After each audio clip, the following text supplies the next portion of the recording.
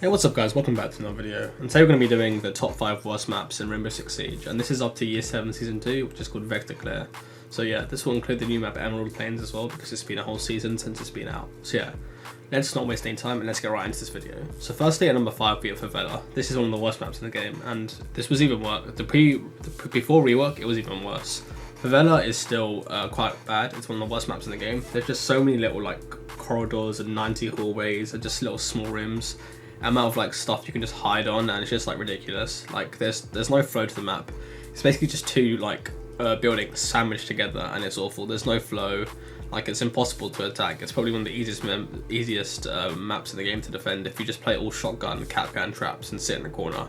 Like the amount of destructibility is still high, which does like favour it to the attackers. But when you actually play the game and play the map, and you realise there's about a million places to hide and a million places to sit in the corner, you realise it's one of the worst maps in the game. And yeah, the rework has made it a bit better, but it's still pretty bad. And yeah, I don't know how this map is still in ranked, and it probably plagues the ranked game mode and the ranked sort of map. Alright, so next on the list we have Yacht, which was released in Year 1 Season 2 and under Operation Black Ice, and this is probably one of the most narrow linear maps in the game.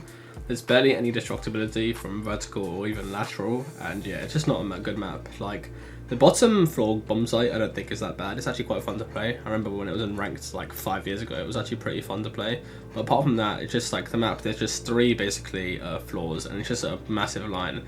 I do think that this map has potential if it was changed, so there's a bit more vertical destructibility and maybe a couple more like sort of ways to roam on the map. Maybe from the top west side of the map to the bottom west side of the map through like stairs maybe. I think adding a new stairs, because there's that ladder on the north side of the map which makes it quite hard to roam because someone can just camp the ladder. And there's only one set of stairs to the upside. And there's a lot of exterior balconies that attackers can just sit on. It's just not a really fun map to play. I don't think it's good at all, and returning to ranked would not be good. So hopefully we can get a Yacht rework next season. That would be pretty cool. Yacht was always a fun, aesthetically pleasing map to play on, and it was quite fun. So yeah, hopefully Yacht can return, but it is one of the top 4 worst maps in the game right now. Alright, so third on this list we have the new map Certain Island, which released in Year 7 Season 1 called Emerald Plains. And if you guys don't know, this is basically Bartlett rework. And yeah, so what they did is they changed the aesthetics of Bartlett and basically made it this map. So if you were to put the map layout of Bartlett and the map layout of this next to each other, they're literally the same map, apart from redesigned textures, and the map still plays like Bartlett. Although there are some new doors and entries into the building, the map still sucks. It just doesn't really feel fun to play. There's a lot of 90 hallways as well, and makes the game quite boring. I do think the bottom floor bomb sites aren't that bad, but the top floor on this map is like pretty hard to play on because there's just so many like little hallways and stuff. And yeah, this really like degrades the map in my opinion, because it makes it so hard to play on, especially as a defender and attacker. But maybe this could be due to recency bias. I mean, the map only came out like half a season ago, so yeah, maybe it can be salvaged in the future with a couple small updates, or maybe there'll be a new meta setup where there's actually proper ways to defend it and proper ways to attack it. But yeah, it's not the greatest map, and it just shows the laziness of the Ubisoft development team, where they sort of hype up the first new map in 2 years, but it's just basically a Bartlett University rework in that sense. So yeah, it's probably one of the 3rd worst maps in the game right now. Alright, so for the penultimate map that is the worst in the game, I have Plane. I'm sorry, I know Plane is quite a fun map to play on in casual, but for competitive and in the game, it's just awful to play on. Like, it's just so lateral and vertical. Like, there's just 2 floors or 3 floors, but nobody really goes to the 3rd floor or the bottom floor. And it's just quite boring to play on. I think if they really made it like a jumbo jet or like a jumbo plane and like expanded the map, it would be a lot more fun.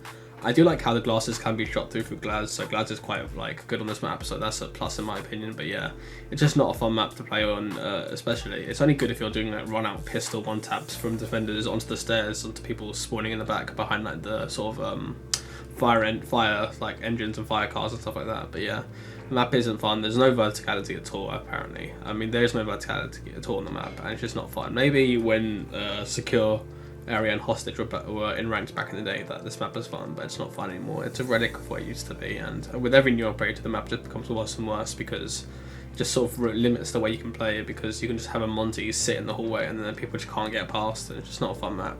But yeah, this map is quite fun for casual, I admit that, and for hostage it was pretty fun back in the casual R6 days. But yeah, this map is probably the 2nd worst map in Rainbow Six Siege right now, apart from the first map. The first map is awful, and let's get right into that one. Alright, so for the worst map in the game we have Peripheral Base, and this should not be a surprise to anyone.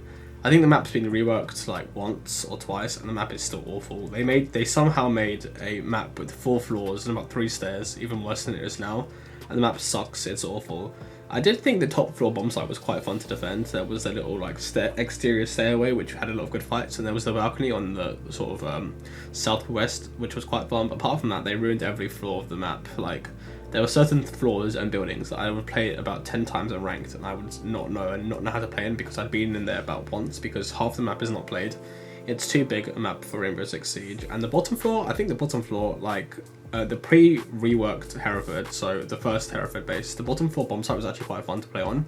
I think that was a map, that bomb site, I think it was called Armory and sort of Storage, I think it was called. That was one of the best like original vanilla Rainbow Six Siege year 1, year 2 sites to defend. But who knows, with the new meta and the new operators, sort of like Yacht, I think, how that would play out now. But yeah, the rework was awful. It made it 1,000 times worse, and the map just sucks now. So yeah, let me know what you guys think of this selection. What do you guys think are the worst maps in Rainbow Six Siege? And yeah, let me know what you guys want me to do. Would you guys like me to do the top 5 best maps in the game? That'd be pretty easy. That'd be Oregon, Clubhouse, Cafe, Villa, and Theme Park, in my opinion. But yeah, thanks for watching, guys.